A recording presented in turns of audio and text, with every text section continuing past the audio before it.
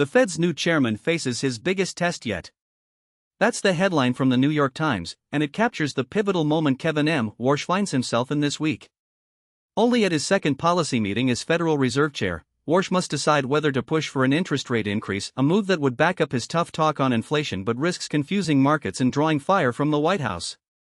Warsh has staked his reputation on getting inflation down after years of it running above the central bank's target.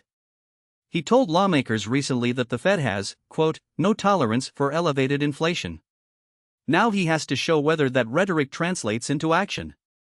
The case for raising rates is straightforward. It would anchor public inflation expectations and silence critics who doubt Warsh's willingness to move beyond words.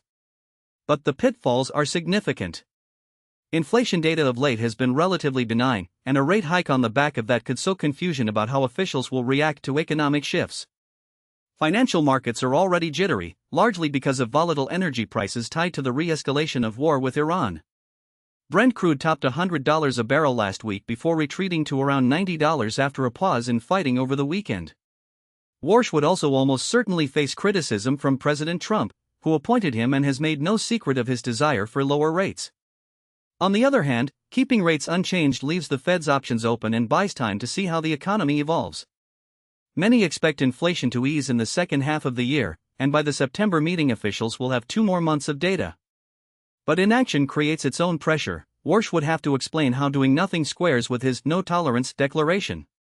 The core tension is that the bulk of current inflation is driven by supply shocks, surging energy prices from the Middle East conflict and the president's tariffs, not by an overheating labor market. The Fed's tools are ill-equipped to address supply-driven inflation, which makes the decision even trickier. In the lead-up to this meeting, 2 policymakers signaled urgency to act. Dallas Fed President Lori Logan and Cleveland Fed President Beth Hammack both emphasized the strain on consumers and businesses.